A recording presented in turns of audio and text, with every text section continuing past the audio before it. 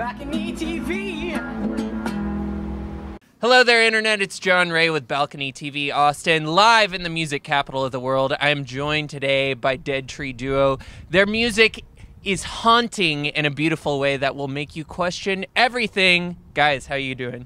Doing good. Doing good. What are we going to hear today? This is a song called SISYPHUS. All right. Well, I'm going to jump out. We'll hear that song, and then I'll be back with some more questions.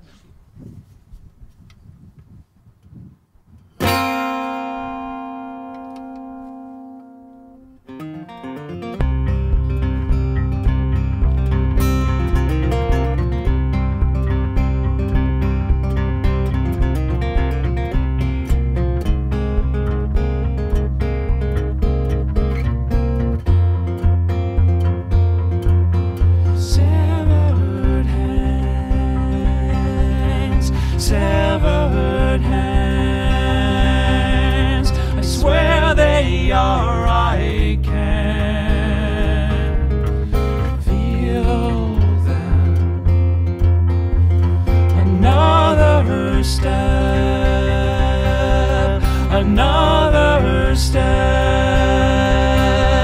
I can't see beyond thee. So there was once hope,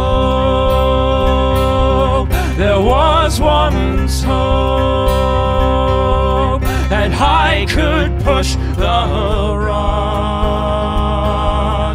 past the slope.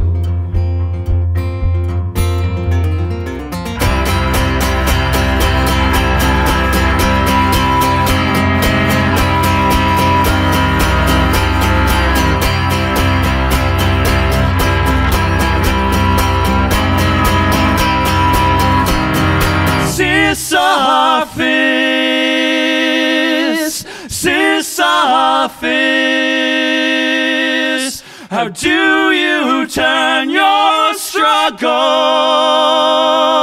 to bliss?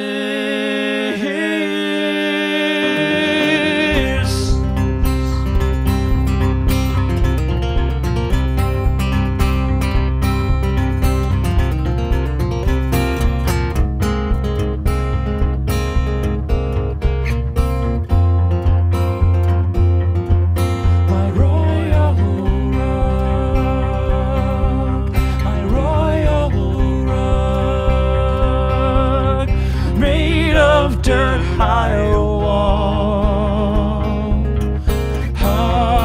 upon empty skies, empty skies, palace ceiling so high. The weight is mine, the weight is mine, whether it be absurd or divine.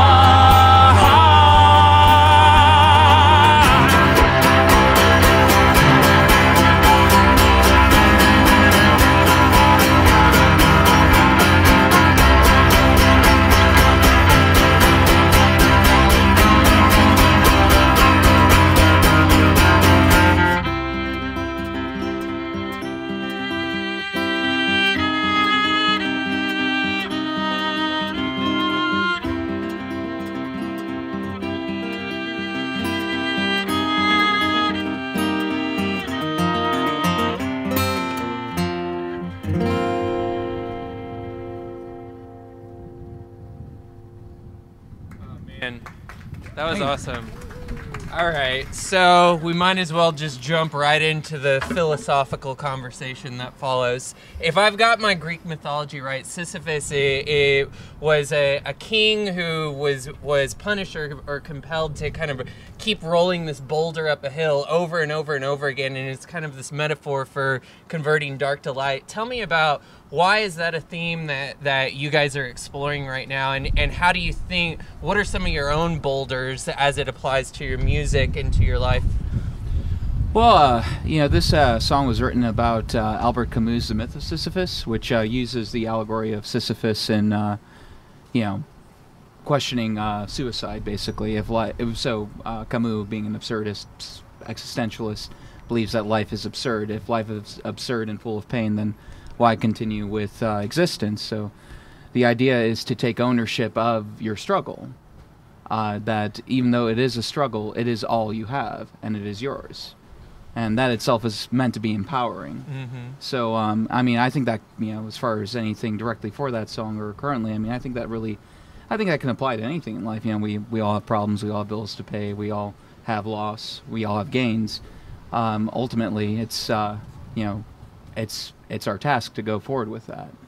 Yeah, I think that for me and for a lot of the artists that I've spoken with, really, you know, true art is understanding that struggle and coming out the other end and then expressing kind of what that journey looked like. As you guys have kind of explored your music and evolved with your music, where do you go from here, and what are some of the other themes that you guys are looking to explore with this project?